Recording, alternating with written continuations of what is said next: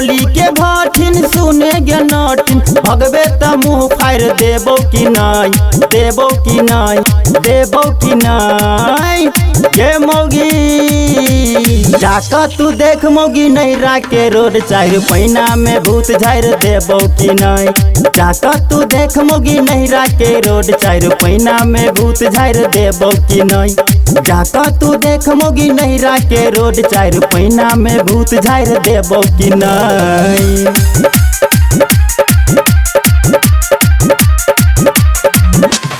DJ ओम शंकर परसा हरभिंडा।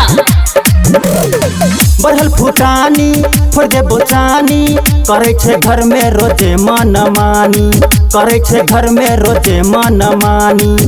बढ़ल फुटानी फोड़ देबो चानी करे छे घर में रोजे मन मानी, करे छे घर में रोजे मन मानी। नहीं छे तू घर में केकरो कहल में, नहीं छे तू घर में केकरो कहल में झोटा में आग बार देबो कि नहीं, देबो कि नहीं, देबो कि नहीं गे मौगी।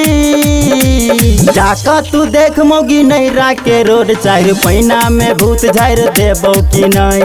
जाका तू देख मौगी नैरा के रोड चार पैना में भूत झाड़ देबो कि नहीं।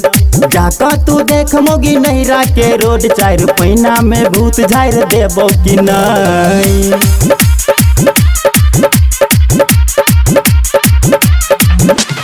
डीजे ओम शंकर परसा हरभिंडा। बिगड़ल छोबानी कर परेशानी जाके बीतई है नहरे में जवानी, जाके बीतई है नहरे में जवानी। बिगड़ल छोबानी कर परेशानी जाके बीतई है नहरे में जवानी, जाके बीतई है नहरे में जवानी। नहीं रहबे घर में हमरा कहल में, नहीं रहबे घर में हमरा कहल में बजबे त मुँह फाड़ देबो कि नहीं, देबो कि नहीं, देबो कि नहीं गे मौगी। जाका तू देख मौगी नैरा के रोड चार पैना में भूत झाड़ देबो कि नहीं।